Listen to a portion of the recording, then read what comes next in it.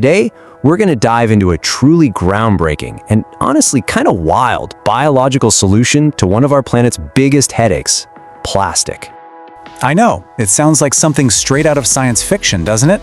But this isn't a movie plot. We're about to see how scientists are turning a common insect into a high-tech tool, one that's designed to literally eat the trash we've left behind.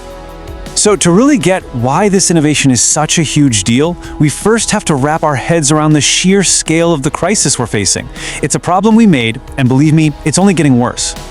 Now get this, it's a little counterintuitive. You'd think with all the awareness campaigns and recycling, we'd be slowing down. But nope. Global plastic production has never been higher than it is right now. We are making more of this stuff than at any point in history. And that's really the heart of the problem. You know, cleaning up beaches or pulling plastic from the ocean, it's a great start. But it's like trying to mop the floor while the sink is still overflowing. The plastic itself isn't going anywhere because it was literally designed to last forever. This led some very smart people to a fascinating question. If chemistry got us into this mess, could biology get us out? Is there something out there in nature that can hit a reset button on these forever chemicals? Well, it turns out the answer was found completely by accident, and it was hiding inside a creature most of us would probably just call a pest. So, meet our unlikely hero, the wax worm larva. The discovery was pure chance. A researcher who happened to be an amateur beekeeper was cleaning out a hive and put these little pests into a plastic bag. She tied it up, and just a little while later, she came back to find the bag was full of holes. The worms had literally eaten their way out. So how in the world did they do that? Well, it's this brilliant two-step process. First, they have these specialized jaws that physically shred polyethylene. That's the most common plastic, in shopping bags and water bottles. They break it down at a molecular level. But then, the real magic happens. Specific enzymes inside their gut chemically dissolve those tiny plastic particles, turning them into something completely harmless. Okay, so a worm that eats plastic? That's incredible. But to tackle a global crisis, nature's cool little trick needs a serious high-tech upgrade. And that's where the lab comes in. So how do you upgrade an insect? Well, first, scientists use gene sequencing to create a detailed genetic blueprint. This lets them pinpoint the exact bacteria in the worm's gut that's doing all the heavy lifting. Once they've found it, they bring in the famous gene editing tool CRISPR. Think of it like a pair of tiny, super precise molecular scissors. It lets them edit that bacteria's DNA to boost its natural appetite for plastic. They're basically turning it into a super efficient eating machine.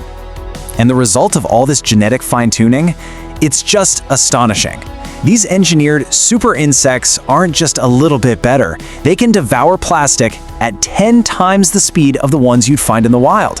And that is the leap you need to go from a cool science fact to a potential industrial scale solution.